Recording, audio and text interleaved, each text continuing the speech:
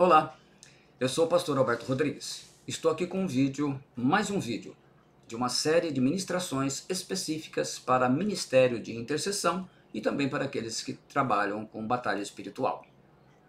Não que os demais não possam desfrutar alguns assuntos, alguns temas, inclusive eu vou estar ligando a outros vídeos para que você possa ter um entendimento melhor. Mas eu acredito que todos aqueles que assistirem vão aprender princípios e ensinamentos muito interessantes para a sua vida no dia a dia, sua vida espiritual, ainda que não faça parte de nenhum ministério de intercessão. Não necessariamente incluindo aqui grupos de oração, né? Os grupos de orações normalmente não trabalham com esse tipo de serviço espiritual. Orações, intercessões com pessoas que precisam de libertação, pessoas oprimidas, deprimidas, possessas por demônios e coisas afins. Então vamos lá. O tema desse vídeo é os 10 mandamentos do Ministério de Intercessão na Batalha Espiritual. Um resumo de uma boa parte do material que nós já temos inclusive disponibilizado gratuitamente no YouTube. E no final eu vou estar citando o nome desses vídeos e se você se interessar poderá então estar assistindo e entendendo e procurando aprender. Então vamos lá. Os 10 mandamentos do Ministério de Intercessão na Batalha Espiritual. O primeiro desses mandamentos é que Cristo nos deu a vitória sobre os principados e potestades. Colossenses 2,15. E despojando os principados e potestades, publicamente os expôs ao desprezo, triunfando deles na cruz. O texto fala, de uma maneira geral, da derrota pública de Satanás. Os conquistadores da época, especialmente os generais romanos, eles costumavam fazer uma demonstração pública dos inimigos derrotados diante do povo que aplaudia. Então eles desfilavam, trazendo os inimigos e trazendo também os seus despojos, todas as coisas que eles haviam conquistado. Ouro, pratas, pedras preciosas e coisas assim. A cruz é a carruagem que Cristo foi conduzido como general triunfante sobre o diabo, seus principados e potestades. Portanto, embora fosse uma humilhação diante dos homens, Cristo estava ali nos dando a vitória sobre todo o poder do inimigo e dando a nós a libertação. E é isso justamente o tema das batalhas espirituais, em que nós intercedemos por pessoas, intercedemos pela nação, pela cidade e especialmente pelas famílias, pela libertação das pessoas que estão presas a espíritos de prostituição, de droga, homossexualismo, lesbianismo, banditismo, crime organizado, tráfico, narcotráfico e tantas outras obras, né, que estão aí causando adultério, pederastia, pedofilia e todo esse tipo de mal que vem dos principados, que aliás são ilustrados, explicados nos meus vídeos, mas no final eu estarei dando uma relação deles em que todos esses temas são tratados de uma forma com mais detalhes. Aqui é um resumo, né, os 10 mandamentos. Muito bem, por isso os principados, potestades, o diabo sempre vai tentar destruir ministérios de intercessão, a todo custo, porque trabalham, é um sacrifício muito grande, é uma disciplina de vida, de busca, de santidade, de muita oração, jejuns, para atender e entrar nessa brecha, estar orando pela vida das pessoas, pela vida da nação, de uma forma geral. Então ele vai estar atacando o seu líder principal, de uma forma isolada, e depois vai tentar destruir todo o grupo. Aliás, o ataque deles, né, dos principados, estão bem registrados das escrituras, como que eles priorizam o ataque a líderes. Assim foi que eles destruíram Saul, eles no final da vida conseguiram vencer Salomão, Sansão, e em vários vídeos desses que eu vou citar, de Efésios 6,12, eu trato sobre esse tema, citando e explicando esses versículos, inclusive pelo original hebraico, que no caso os textos são do Antigo Testamento, e quando envolve textos do Novo Testamento, como é o próprio texto de Efésios 6,12, naturalmente que eu vou explicar pelo original grego. Eles não querem que as nossas famílias sejam libertas e salvas, né, conforme está lá em Lucas 8,12. O assunto é sério. Você pode até brincar de ser crente, mas os demônios não brincam de ser demônios. Seja uma pessoa esforçada em aprender, em aperfeiçoar e praticar o que está aprendendo sobre batalha espiritual, sobre essa luta, porque se você ver, cada vez mais as pessoas estão oprimidas, deprimidas e precisando de libertação. E é esse o papel da igreja. A igreja, ela é a agência do reino de Deus. Quando eu falo agência, não estou a igreja, eu estou falando exatamente das congregações que servem ao Senhor, que fazem discípulos, que ensinam que Jesus Cristo é o Senhor, que pregam o reino de Deus, a libertação da vida das pessoas. Segundo mandamento, proteja a sua mente dos ataques de demônios. Tiago 5,7, ele fala: sujeitai-vos, portanto, a Deus, mas resisti ao diabo e ele fugirá de vós. E o apóstolo Paulo, em 2 Coríntios 10,4, ele fala sobre as nossas armas, porque as armas da nossa milícia não são carnais, e sim poderosas em Deus para destruir fortalezas e anulando nossos sofismas. Há um vídeo específico que eu vou citar no final, que fala sobre esse texto de Coríntios. São três as formas que alimentamos os demônios. Infelizmente, na vida das pessoas, e a gente vê a cada dia, na verdade eu vejo essa situação, como que está a vida das pessoas cada vez mais oprimidas. Da onde eu vou, as pessoas me identificam como pastor e simplesmente chegam e jogam todos os seus problemas, pedem uma palavra. Às vezes a gente, no trabalho, você tem que ter cuidado para que a pessoa não possa ser disciplinada, porque o patrão não vai entender umas coisas dessas, o chefe encarregado. Então a gente vê como que as vidas das pessoas estão oprimidas. E quais são as três formas que a gente alimenta a ação de demônios nas nossas vidas? A primeira são os pensamentos. E eu vou estar falando um pouquinho desse tema. Pensamentos, sentimentos, que são as emoções, e as nossas ações. O primeiro são os pensamentos. Pensamentos entre Deus ou se desviar. Começa essa dúvida. 1 Reis 18:21. Então Elias se chegou a todo o povo e disse: até quando cocheareis entre dois pensamentos? Se o Senhor é Deus, resistiu, e se Baal seguiu, porém o povo nada lhe respondeu. O principado Baal, ele inspira pensamentos de heresias, religiosidade, abandono da fé, apostatando do verdadeiro evangelho, de servir ao verdadeiro Deus, único e verdadeiro Deus. Então, ele traz que tipo de pensamentos? Entre outros, pensamentos negativos, pensamentos de desânimos, né? Lembre-se que eu sempre ensino esse círculo, que é assim, são princípios que ensinam. Imagens geram pensamentos, pensamentos geram palavras, palavras geram ações, e ações geram resultados, que serão bons ou ruins, dependendo como começou o negócio. Então, assim, as imagens é aquilo que você vê, o que te impressiona, aquilo que acontece na sua vida, são as coisas que você vivenciou ou está vivenciando. Elas vão gerar os seus tipos de pensamentos. Esses pensamentos vão gerar palavras, porque você vai falar, e essas palavras vão fazer você agir. E dependendo como você agir, você sabe como serão os seus resultados. Então, pensamentos negativos de desânimos, pensamentos maliciosos e maldosos, pensamentos de opressão e suicídio. Em Lucas 4:9, o texto sagrado diz assim: levou-o também a Jerusalém e pô-lo sobre o pináculo do templo, e disse-lhe: se tu és o filho de Deus, lança-te daqui abaixo. O diabo, então, fazendo nas suas três tentações de Jesus, ele coloca Jesus lá em cima e fala para ele: se você é o filho de Deus, pula daqui de cima, lança daqui, pula daqui, porque ele fala, depois está ordenado aos anjos te guardarem todo o mau caminho. Segundo o historiador judeu Flávio Joséfo, o pináculo do templo de Jerusalém, ele tinha cerca de 348 pés de altura, ou seja, aproximadamente 106 metros. Ao cair dessa altura, a pessoa atingiria uma velocidade de cerca de 120, 140 quilômetros. Essa queda é suficiente para causar lesões fatais, múltiplas fraturas e danos no cérebro, com morte instantânea. O diabo, então, ele tentou Jesus a cometer suicídio. O suicídio é uma forma eficaz que os demônios gostam muito, né? O Saul mesmo, que eu citei, ele se suicidou.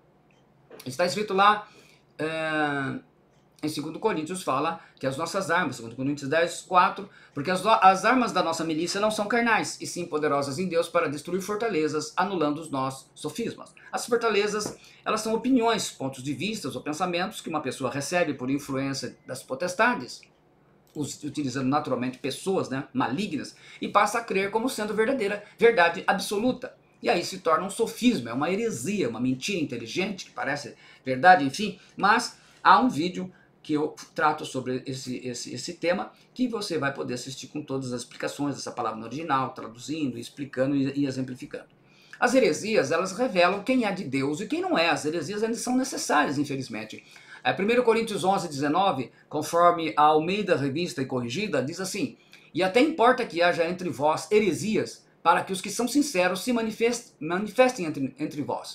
A palavra heresias traduz a palavra grega Aireses, que significa capturar. É quando um grupo de homens, escolhendo seus próprios partidos, princípios ou seitas, eles então têm a sua interpretação particular da escritura, que defendem com unhas e dentes. Normalmente, nos nossos dias, as heresias elas são facilmente anuladas pelo original da Bíblia, porque normalmente os hereges de hoje, especialmente os hereges brasileiros, eles pouco ou nada conhecem do original da palavra. Então, a facilidade em distorcer, né? No passado a gente teve algumas batalhas maiores porque os hereges conheciam os originais e criaram aí algumas doutrinas que até hoje elas estão aí causando um verdadeiro inferno na vida da igreja. A maior identidade de uma heresia é que mesmo que seja anulada pelo original da Bíblia, o herege continua irredutível e não aceita a verdade, mas prefere crer na mentira.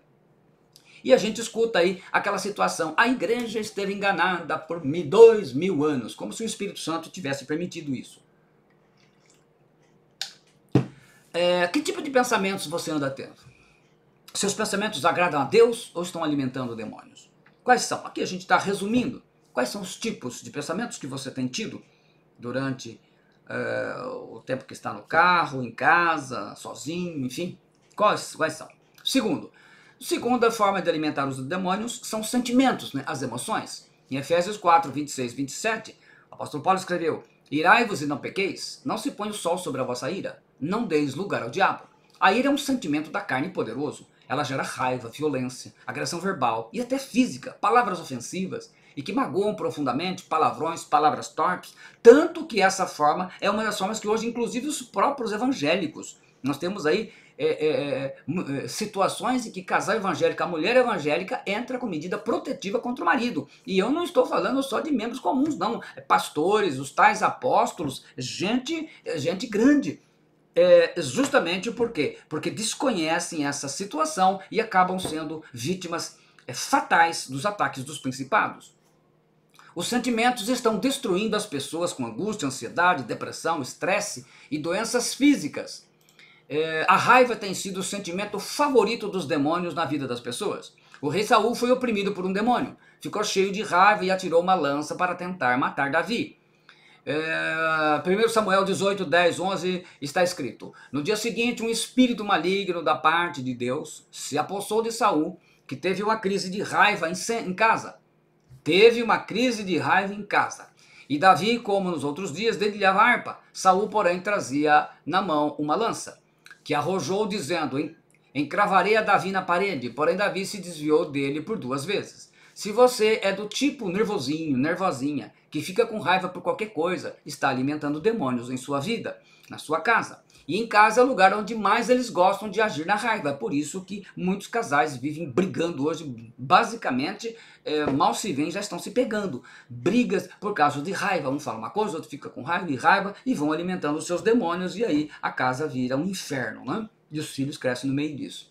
É muito fácil ter crise de raiva em casa, não tenha dúvida. Lá é o lugar preferido dos demônios porque eles querem destruir as famílias, é óbvio. E qual foi o fim do rei Saul? Quem era esse demônio? O rei Saul se suicidou, conforme 1 Samuel capítulo 31, versículos 4 e 6. Ele diz assim, versículo 4: então disse Saul ao seu escudeiro: arranca a tua espada e atravessa-me com ela, para que porventura não venham estes incircuncisos e me transpassem e escarneçam de mim. Porém o seu escudeiro não o quis, porque temia muito. Então Saul tomou da espada e se lançou sobre ela. E no versículo 6, morreu, pois, Saul e seus 3 filhos, e o seu escudeiro, e também todos os seus homens foram mortos naquele dia com ele. E as armas de Saul, elas foram colocadas no templo do principado Astarote, como sinal de que ele venceu a guerra contra o rei. Aliás, esse tema e essa situação a gente cita nesses vídeos sobre Efésios 6:12, que no final eu narro todos. E diz lá então o texto, 1 Samuel 31:10, puseram as armas de Saul no templo de Astarote, e o seu corpo afixaram no muro de Bet-Arã. Sentimentos de ódio, de vingança, de não querer perdoar uma pessoa, de não pedir perdão. Aí entram os demônios que Jesus chamou de atormentadores, Mateus 18, 34. E indignado, seu senhor o entregou aos atormentadores, até que pagasse tudo que lhe devia. A tradução da Almeida Revista Atualizada traduz, em vez de atormentadores, usa verdugos, que são espíritos malignos que tiram a paz da pessoa que se recusa a perdoar ou pedir perdão.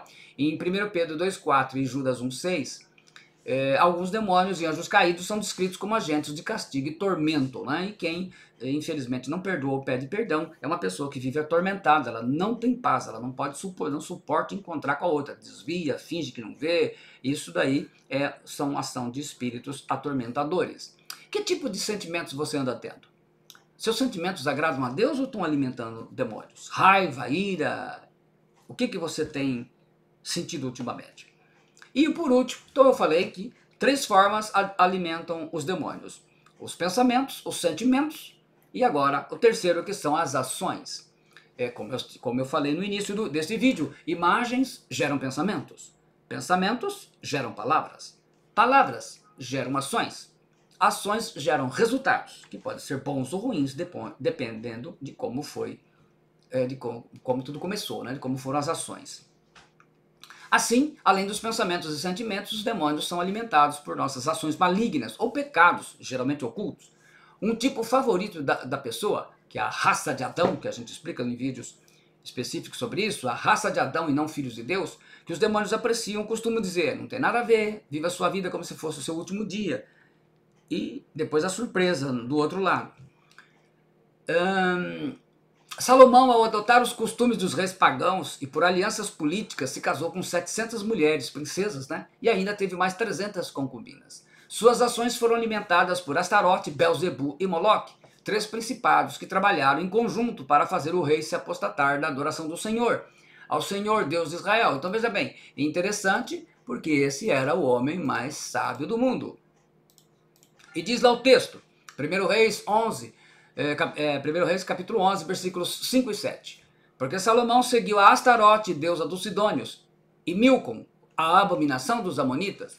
Então edificou Salomão um alto a Quemós, hoje chamado de Belzebu, a abominação dos Moabitas, sobre o monte que está diante de Jerusalém, e a Moloque, a abominação dos filhos de Amon. Como consequência, o reino de Israel foi dividido em 2, e logo depois as 12 tribos de Israel foram destruídas e até hoje não foram mais restauradas. Ainda está ao tempo, né? Já estão sendo monitoradas, e no tempo profético de Deus para a selagem dos 144 mil judeus, ela estará de volta. Mas detalhes sobre a ação desses principados, Astarote, Belzebu, Moloque, entre outros, nós falamos, né? Ensinamos aí, são 8 vídeos falando sobre eles. Em Atos 5, o casal de crentes, Ananias e Safira, por causa da avareza, não querendo dar uma oferta total na venda de um terreno seu, mentiram para o apóstolo Pedro e deram só uma parte, desnecessário, porque eles não precisavam fazer nada disso. Então, Atos 5:3 ele diz: então disse Pedro: Ananias, por que encheu Satanás teu coração para que mentisses ao Espírito Santo, reservando parte do valor do campo? Ananias e sua mulher Safira morreram na hora. Terceiro mandamento: atingir os níveis 3 e 4 da visão espiritual necessária para a batalha. Nós vamos utilizar naturalmente 2 textos, Ezequiel 37, do 3 ao 5 e Efésios 6:12. O Efésios 6:12 tem 8 vídeos, eu não vou entrar em detalhes com ele aqui. Aqui nós aprendemos em Ezequiel, capítulo 37, 4 níveis espirituais. Isso serve para a batalha espiritual como para o discipulado. E ali, falando especificamente, ele falava sobre a experiência das pessoas com Deus. Primeiro, o nível 1 é o tornozelo, é a visão insuficiente. Você tem 1/4 de visão. É uma dificuldade de entender o todo de batalha espiritual, né? O Efésios 6:12. Então, como ele vê água no tornozelo, a pessoa tem uma pequena experiência insuficiente. Pois o nível 2 é nos joelhos, eu vou citar esses textos um pouquinho mais à frente, que é uma visão básica, tem 2/4 da visão, dividindo a visão todo em 4 partes. Ela vê o lado pessoal, tem dificuldade sobre o todo da base espiritual, de batalha espiritual. Então, normalmente aqui são a 1 e 2, é muita coisa levada para o lado pessoal. O nível 3, a água está na cintura, é uma visão já suficiente, são 3/4. Entende e atua corretamente no todo, naquilo que da visão total que a gente tem que ter sobre batalha espiritual. Eu explico isso daqui a pouquinho com uma parábola. Nível 4 é o nadar, né? Ele está nadando, a água já passou da cabeça. É a visão de excelência, 4/4. É o nível completo sobre batalha espiritual, todo de batalha espiritual. Tanto que o profeta Eliseu, né, no meio de uma batalha, ele faz uma oração que eu faço aqui a todos. Senhor, peço-te que lhes abra os olhos para que veja. Então ele ora para que Deus mostre aquelas carruagens de anjos que estavam ali, que ele tivesse uma visão espiritual. Então ele faz a oração, Senhor, peço-te que lhes abras os olhos para que veja. E é essa a minha oração. E também você pode colocar aí, além de 2 Reis 6:17, Efésios 1, a oração do apóstolo Paulo, versículos 16 ao 23. E para a gente entender essa necessidade de você ter uma visão completa sobre batalha espiritual, senão vai ser difícil mesmo, eu vou contar-lhes uma parábola. A parábola do rei que escolheu rainha. Na verdade, eles escolhiam rainha e general, mulher. Num certo país oriental havia uma forma peculiar de escolher a mulher que seria a rainha e a que seria o general do exército. Então, normalmente, quando passavam duas, cada uma era escolhido pelo critério do rei para uma dessas duas funções. O rei determinou que pessoas especialmente treinadas fossem selecionar as mulheres em seu reino conforme os conceitos pré-estabelecidos e que não era de conhecimento de mais ninguém, somente dessas pessoas. Depois de muito tempo, 3 mulheres foram as aprovadas. Elas seriam submetidas a 3 provas. E dessas 3, veriam se conseguiriam tirar 2, ou pelo menos uma, né? Uma rainha, uma general, ou as 2. Na primeira prova, elas deveriam citar e explicar 10 leis do reino sobre batalhas. As 3 foram aprovadas com nota máxima. Então o rei viu que eram 3 candidatas boas. Na segunda prova, elas deveriam atravessar uma ponte estreita, onde suas roupas caras e ricas, que foram vestidas, né? Além do corpo, não podiam encostar em nada, e elas não poderiam cair no rio, embora havia salva-vidas em todo o projeto, em todo o trajeto a que foi submetida. As 3 foram aprovadas com nota máxima. Então o rei viu que as candidatas eram boas, estavam caminhando bem. Veio a terceira e mais difícil prova. O rei colocou 3 taças de vinho e disse às 3 mulheres que uma taça continha o veneno. Foi bem específico isso. Continha o veneno da cobra naja misturado com o veneno de estrela do mar. Hoje nós chamamos de TTX. Tetrodotoxina. É tetrodotoxina. Nomezinho complicado, hein? Tetrodotoxina. E eles matam em segundos. Um sozinho jamais de segundos, mas misturado. Trouxeram um presidiário. As taças estavam dispostas e ele disse que tomaria a primeira taça, pois a envenenada costumava ser a última. Ele tomou, então, a primeira taça e caiu morto em segundos. A primeira mulher, ela desistiu, com medo, pois ela disse, com certeza eu só tenho uma taça sem veneno, eu desisto. Ela não teve coragem de arriscar. A segunda mulher, ela foi e pegou a segunda taça de vinho, com confiança, e bebeu. E nada lhe aconteceu. A terceira mulher disse, com certeza só tem uma taça sem veneno. Como a segunda mulher já tomou a taça sem veneno, com certeza, se eu beber a última taça, eu vou morrer como prisioneira aí no chão. Eu também desisto. Para surpresa e espanto de todos os presentes ali no palácio, a segunda mulher disse que iria tomar a última taça de vinho. E nisso o rei disse a ela, minha jovem, você já ganhou, não precisa tomar essa terceira taça de vinho. Mas a moça decidida foi e tomou o vinho da terceira taça. E nada lhe aconteceu. Então, muito intrigado, o rei lhe perguntou, por que você não teve medo de tomar a terceira taça? Então essa segunda mulher respondeu, meu rei, eu estudei Vossa Majestade antes de entrar nesta disputa. Descobri que o rei é um homem extremamente bondoso, justo e inteligente. Então eu concluí que Vossa Majestade jamais iria envenenar uma mulher inocente. E aquele presidiário que caiu não passa de encenação. Ele ainda está bem vivo. E de fato, isso aconteceu. Diante da admiração de todos e do próprio rei, ele falou, você demonstrou 4 virtudes excepcionais, minha jovem. Confiança no seu líder, coragem, sabedoria, soube colocar em prática o que aprende, e visão de excelência, que é a que eu falei ali, conforme Ezequiel. Uma mulher rara assim merece estar ao meu lado. Você, minha jovem, será a nova rainha desse reino e estará sempre ao meu lado. Então, nessa parábola a gente vê exatamente essa necessidade de ter uma visão ampla. Esta mulher teve uma visão ampla do todo. e ela então pôde estar confiante. Claro que uma pessoa assim é essa que vai ser bem sucedida em batalha espiritual no Ministério de Intercessão. Com Ezequiel 47 nós aprendemos que existem 4 níveis de crescimento, que pode ser em oração, em experiência com Deus, mas especificamente no discipulado, e aqui nós estamos utilizando diretamente, são fundamentos, princípios, no discipulado do Ministério de Intercessão para com batalha espiritual. O nível 1, ele fala lá, 47:6, tradução da Almeida Revista e Corrigida. Saiu aquele homem para o Oriente, tendo na mão um cordel de medir, e mediu 1000 côvados, e me fez passar pelas águas, águas que me davam pelos tornozelos. Então, mediu aí o primeiro côvado que ele está vendo, né? 500 metros, o tornozelo. Esse aqui é criança na fé, esse aqui é uma visão que tem apenas 1/4, correto? 1/4 de visão. Então, isso aqui é a visão bem pequena. Depois o nível 2, 1000 metros.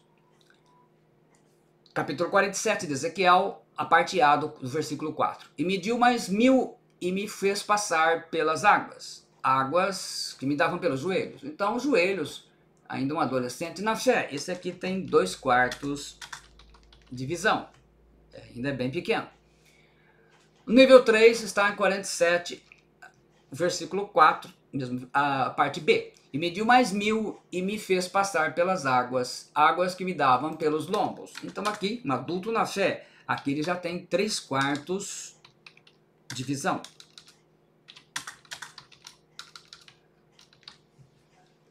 Veja bem, logo depois do nível 4, esse aqui vai ter 4/4 de visão. Então é o todo. Ele lê assim, a parte, versículo 5, capítulo 47. E mediu mais 1000, e era um rio, que eu não podia atravessar porque as águas eram profundas, águas que se deviam passar a nado, rio pelo qual não se podia passar, conforme a Almeida Revista e Corrigida Fiel. Nesse nível, o discípulo tem 1/4 de visão. Um discipulado é aquele que fica cheio de mimimi.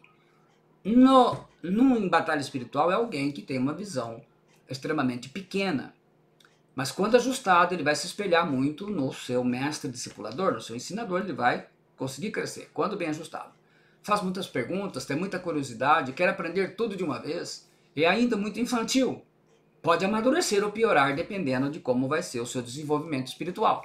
Tem dificuldade em cumprir tarefas, sempre arrumando uma justificativa porque não deu tempo para fazer, porque não consegue fazer isso, porque não sei o quê. Então está sempre arrumando justificativa. É importante dizer que todos nós passamos por essa fase um dia, mas quem se desenvolve a forma negativa pode viver anos e anos, muitas vezes até mudando de congregação, saindo do discipulado, fugindo de ministério de intercessão, porque não consegue assimilar a responsabilidade. É como aquele adulto que não quis crescer, ainda é infantil, né? Segundo Timóteo 4,14, nós lemos: Alexandre o latoeiro causou-me muitos males, o Senhor lhe pague segundo as suas obras. Alguém que nunca cresceu espiritualmente ainda trouxe problema, né? A maior parte dos membros das igrejas estão nesse nível. Como disse Juan Carlos Ortiz no livro O Discípulo, que ele chamou de orfanato, né? São pessoas que causam problemas, então a gente tem essa troca de igreja, mas sempre visando apenas coisas pessoais, agradar a si mesmo, nada de crescimento espiritual. Faz o que quer, como quer, quando quer, não presta contas para ninguém. Nos cultos e discipulado fica bem distraído, quando vai, brincando com crianças, celular, não prestando atenção na pregação do evangelho. Quando bem discipulado, cresce rapidamente para o nível seguinte. Aí o nível 2, 1000 metros, adolescentes, Diótrefes, o exemplo, 1 Timóteo 4,12. Ninguém despreze a tua mocidade, mas sê o exemplo dos fiéis, na palavra, no trato, no amor, no espírito, na fé, na pureza. Quando corrigido, esse aqui grita, bate boca, é cheio de desculpas quando no discipulado. Ele reclama muito, não aceita ser corrigido, se justifica como nunca está bom demais para você. Esse aqui tem 2/4 da visão. Então, qualquer correção recebe sempre como crítica e por isso fica agressivo, emburrado e até proporciona longas discussões inúteis, né?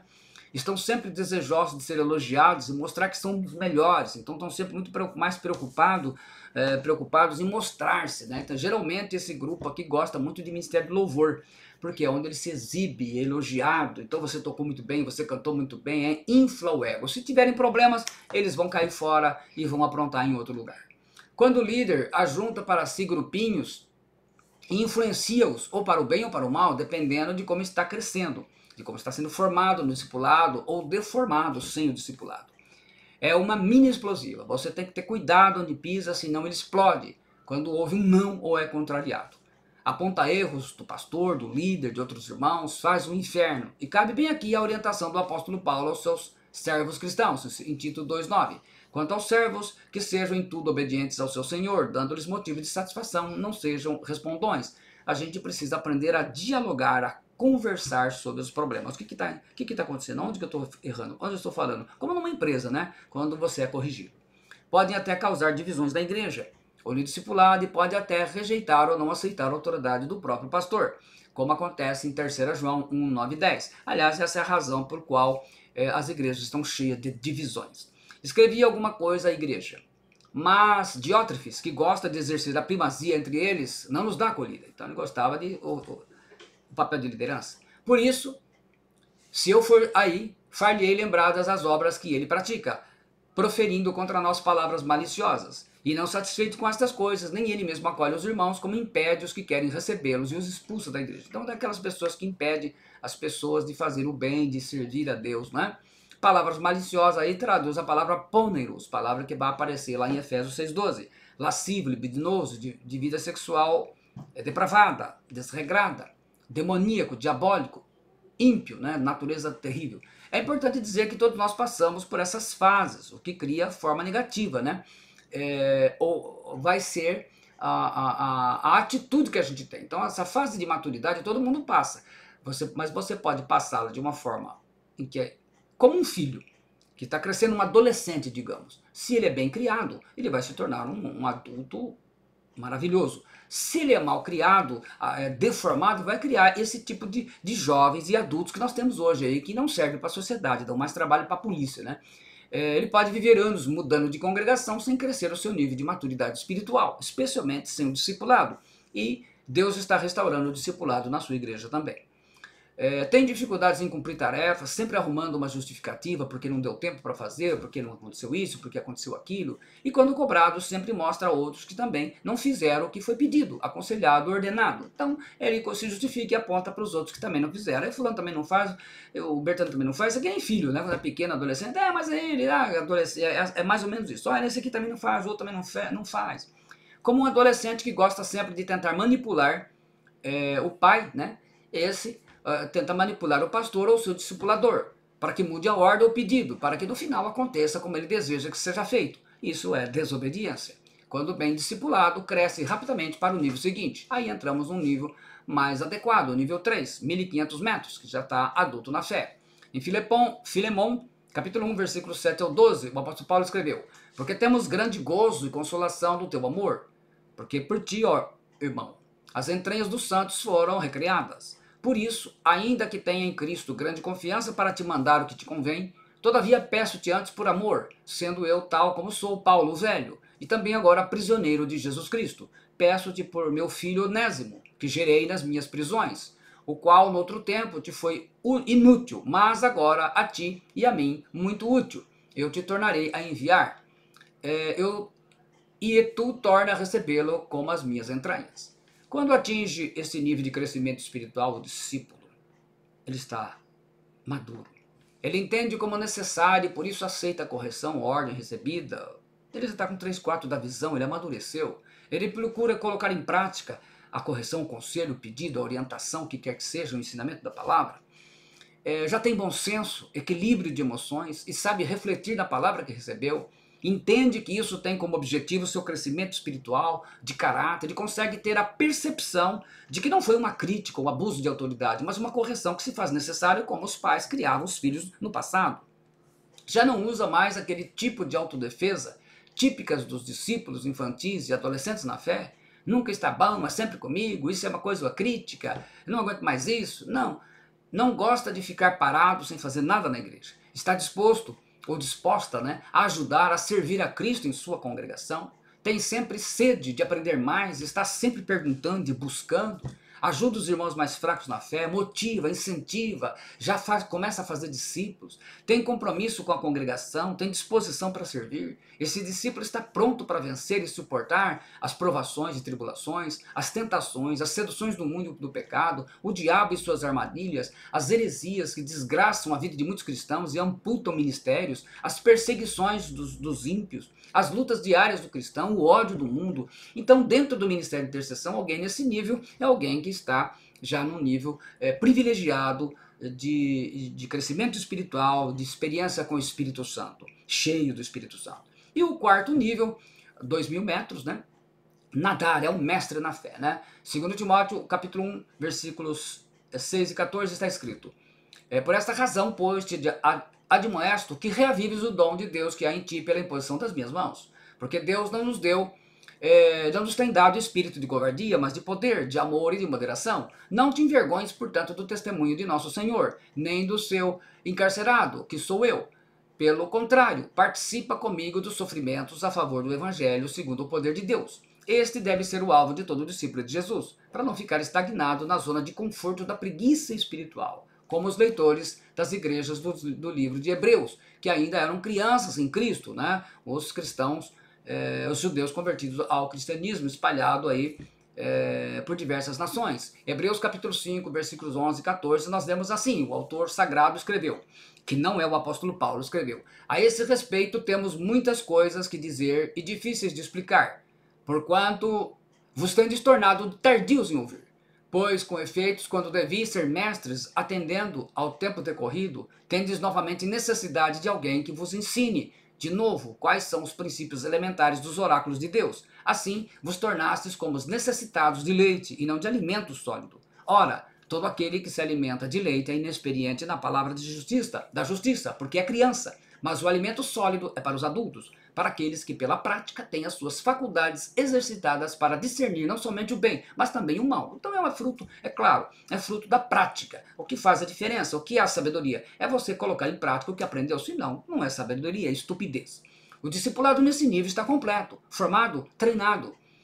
O discípulo, na verdade. Ele já tem 4x4 da visão, quer dizer, o todo, a visão completa. Já conversa com seu pastor ou discipulador de igual para igual, aquele respeito de filho de adulto, de formado com o pai, né? Ele consegue entender de uma maneira mais clara, ele agradece, ele entende de forma adulta, madura, sensata e espiritual, quando sofre correções e orientações. Entende a revelação das escrituras que recebeu, da imposição de mãos do seu pastor, e que nem quem fica sem correção não é filho de Deus, ele é um bastardo, como Deus fala em Hebreus 12, 4, capítulo 12, versículos 4 a 13. Ora, na vossa luta contra o pecado ainda não tendes resistido até o sangue, e estáis esquecidos da exortação que como a filhos discorre convosco. Filho meu, não menosprezes a correção que vem do Senhor, nem desmaies quando por ele és reprovado, porque o Senhor corrige a quem ama e açoita todo filho a quem recebe. É para a disciplina que perseverais, Deus vos trata como filhos. Pois que filho há que o pai não corrige? Mas se estáis sem correção, de que todos se têm tornado participantes, ele fala todos os cristãos, logo sois bastardos e não filhos. Além disso, tínhamos os nossos pais, segundo a carne, que nos corrigiam, nos tempos antigos, né? Hoje os pais não podem corrigir mais. E os respeitávamos, não havemos de estar em muito maior submissão ao pai espiritual, e então viveremos?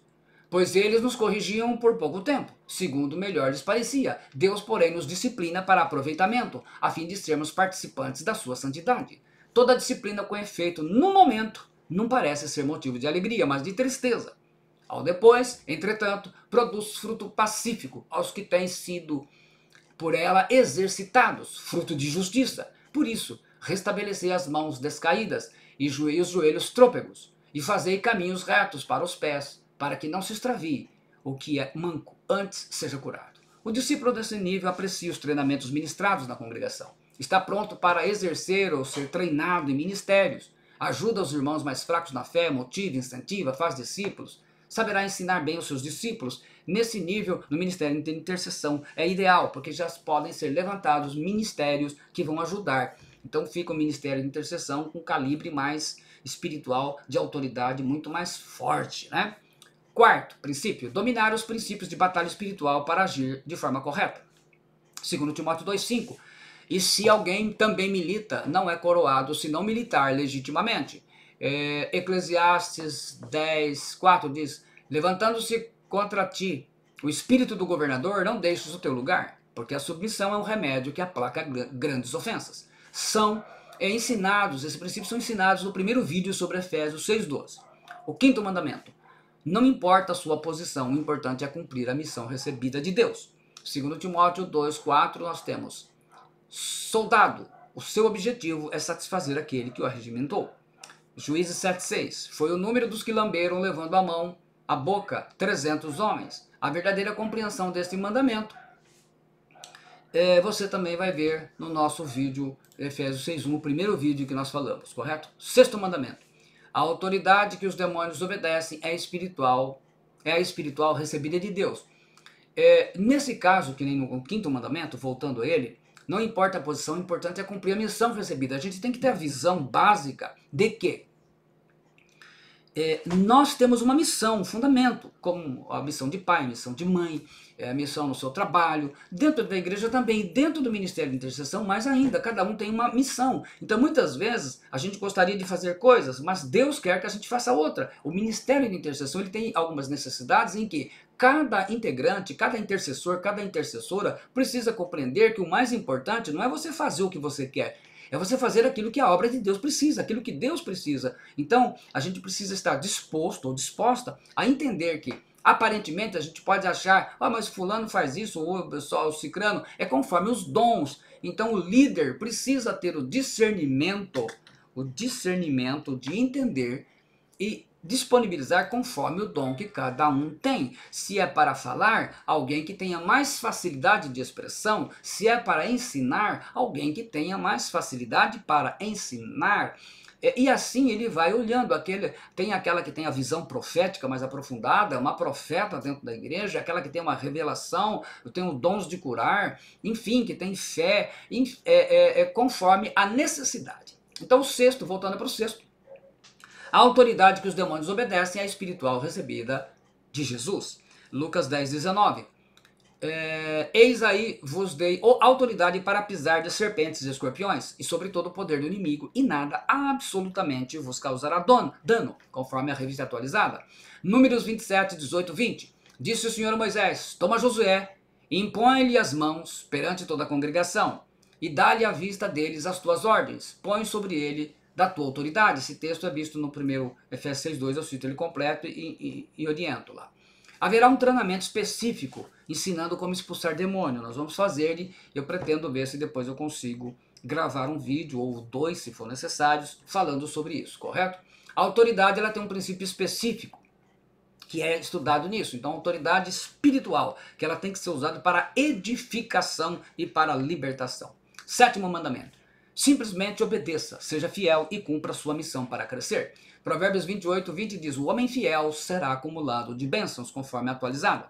Êxodo 17:11. E acontecia que quando Moisés levantava a sua mão, Israel prevalecia. Mas quando ele abaixava a sua mão, Amaleque prevalecia. Um aluno de medicina que obedeça corretamente aos ensinamentos do seu professor tende a ser um bom médico no futuro. No discipulado, no ministério de intercessão, né? O discípulo, a intercessora, o intercessor é a mesma coisa. A obediência vai de aprender os princípios, os fundamentos sobre obediência como padrão bíblico, e dentro de batalha espiritual ela está ensinada a 8 vídeos específicos que eu vou citar no finalzinho de Efésios 6:12, especificamente no primeiro vídeo. Então é importante que a gente tenha essa visão. Oitavo: seja cheia ou cheio do Espírito Santo. Seja a mulher, seja cheia do Espírito Santo. O homem, seja cheio do Espírito Santo. Ore em línguas todo dia, ao menos 10 minutos. 1 Coríntios 4:5, Paulo fala: e eu quero que todos vós faleis em línguas. Atos 4:31. Tendo eles orado, tremeu o lugar onde estavam reunidos. Todos ficaram cheios do Espírito Santo e com intrepidez anunciavam a palavra de Deus. Intrepidez, coragem, confiança. Há um vídeo específico que eu falo sobre isso, 10 motivos para você orar em línguas. Então ali a gente especifica com detalhes. Aqui eu vou enumerar 3 desses 10, falando rapidamente, para a ênfase de ver a importância da oração em línguas. Então, no segundo dos 10 motivos, eu falo orar em línguas para a sua edificação pessoal. Judas 1:20, capítulo 1, versículo 20 diz: Vós, porém, amados, edificando-vos a vossa fé santíssima, orando no Espírito Santo. Edificando aqui traduz a palavra grega opoikodomeu, que significa construir sobre. Quer dizer, há um alicerce e você constrói sobre. Marcos 16:17, Jesus disse: E estes sinais seguirão aos que creem. Em meu nome expulsarão demônios, falarão novas línguas. É uma promessa de Jesus. Você precisa orar em línguas para a edificação da sua fé santíssima. É um fundamento do reino de Deus. Por isso muitos crentes hoje em dia não conseguem crescer na fé. Quanto mais você ora em línguas, mais você se aprofunda no mundo espiritual. Assim, é cheio de um monte de problemas, de dúvida, muita gente que não crê, muita igreja. Bom, não interessa. Se você está no ministério de intercessão e não crer e não utiliza, você está perdendo uma ferramenta bíblica, correto? Assim, quanto mais você ora em línguas, mais você aprofunda no nível espiritual e no mundo espiritual. Assim como o ministério profético, quanto mais profetiza, mais entra no nível e na revelação da profecia. O dom de línguas destrava o poder sobrenatural de Deus em sua vida. A autoridade da profecia precisa ser desenvolvida em sua vida. Gaste tempo diário em oração em línguas e profecias na sua casa, no seu quarto, arrume um tempinho. Você vai andar no nível espiritual acima dos demônios. Há pessoas bem treinadas que oram em línguas, 1, 2 horas. Não precisa chegar nisso, mas pelas dificuldades que a gente tem hoje, mas você precisa estar nisso. Mas tem pessoas que oram em línguas e foram possessas de demônio. Bom, aí são fundamentos básicos, né? Por isso que no treinamento a gente fala o treinamento básico, a gente mostra isso.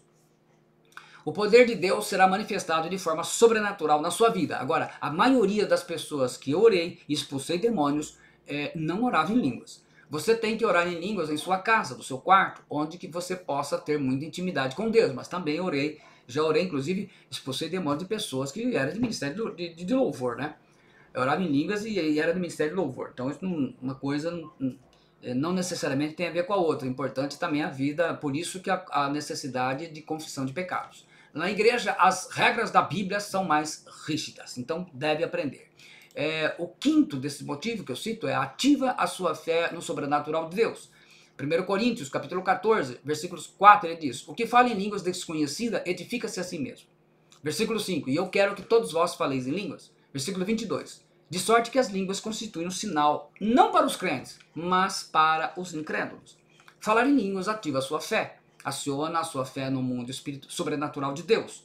E o que tem que acontecer em sua vida vai acontecer. Como eu oro em línguas? Se você tem fé, que foi batizado com o Espírito Santo, só falta falar em línguas. E para isso precisa abrir a boca e falar. Não tenha medo, tenha coragem, abra a boca e fale.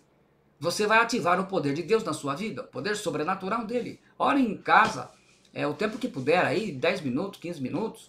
Quanto mais orar em línguas, mais verá o poder de Deus. Você vai ter bastante essa experiência. E a sexta coisa que eu falo dos 10 motivos, né, o sexto motivo, é: ajuda a proteger a sua mente. Porque, versículo 14, o apóstolo Paulo fala: porque se eu orar em língua desconhecida, o meu espírito ora bem, mas o meu entendimento fica sem fruto, ou a minha mente fica infrutífera, como diz atualizado.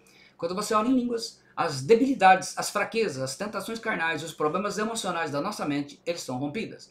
Orar em línguas ajuda a proteger a nossa mente contra os pensamentos lançados pelo diabo, pelos principados e potestades, dominadores desse mundo tenebroso e forças espirituais do mal, como eu falei lá das 3 formas que alimentam os demônios. Orar em línguas é uma proteção para a sua mente. 9º mandamento: esteja pronto ou esteja pronta para pagar o alto preço da vitória. 2 Timóteo 2,3, conforme a King James fiel. Tu, pois, sofre, quer dizer, suporta as aflições como bom soldado de Jesus Cristo. Não basta ser soldado de Jesus Cristo, tem que ser bom. Cada intercessora, cada intercessor deve estar psicológica e espiritualmente pronto para pagar o preço. E alto. Não pode ficar sem orar um único dia. Ler a Bíblia, estar no discipulado. Isso é muito sério. É necessário para a formação, como eu disse, a questão da visão. Quanto maior for a visão, 1 quarto, 2 quartos, 3 quartos, chegar no 3 quartos para frente, essas coisas não precisarão ser mais cobradas. Nos 8 vídeos sobre Efésios 6:12, o assunto é bem explicado, mostrando as estratégias na batalha contra os principados, potestades, dominadores deste mundo tenebroso e forças espirituais do mal. E o 10º mandamento, viver o treinamento. É a diferença entre crescer e ficar anã ou anão espiritual. Entre crescimento espiritual e anão espiritual, é isso aí. Efésios 4:11 e 13. Querendo o aperfeiçoamento, ele fala lá dos ministérios, né? Que Jesus Cristo deu os apóstolos, profetas, evangelistas, pastores e mestres, querendo o aperfeiçoamento dos santos para a obra do ministério, para a edificação do corpo de Cristo, até que todos cheguemos à unidade da fé. Treinamentos, assista aos videoaulas, estão aí gratuitas para todos, releia o material didático, aqueles que têm, seja caprichosa, tire suas dúvidas com o seu ministério, o ministério do pastor, o mestre, o professor, o discipulador, que Cristo deu de presente para a sua congregação. É assim que Deus ampliará a sua visão. E a gente então tem disponibilizado aí 8 vídeos de Efésios 6:12, explicando Efésios 6:12. Temos o vídeo Vencendo o Espírito de Jezabel. Terceiro, Ministério de Intercessão, treinamento básico, que é a parte 1. Deuses das Nações, anulando sofismas e destruindo fortalezas, princípio do fogo amigo e uma arma poderosa, que é o amor, e os 10 mandamentos do Ministério de Intercessão, que é esse que nós estamos terminando aqui. Então, todos eles estão disponibilizados no YouTube, gratuitamente. Você deve estudar, deve estar aí meditando, aprendendo, anota, faz isso. A gente futuramente pretendemos fazer algo um pouco melhor, gravar os vídeos e mostrando as letras para ajudar, porque assim você pode gravar e vai copiando, fica melhor do que ficar parando, pausando para fala, né? A gente está aí orando a Deus para poder adquirir um materialzinho melhor para usar aí como uma telinha para vocês, ok? Até aqui são essas as mensagens, espero que você possa estar sendo edificado. Eu sou o pastor Alberto Rodrigues. Se você gostou, deixa aí o seu gostei, faça o seu comentário para edificação das pessoas e compartilhe com aquelas pessoas que têm interesse e querem aprender sobre ministério de intercessão. Deus te abençoe, em nome do Senhor Jesus Cristo, para a glória do Pai, do Filho e do Espírito Santo. Obrigado.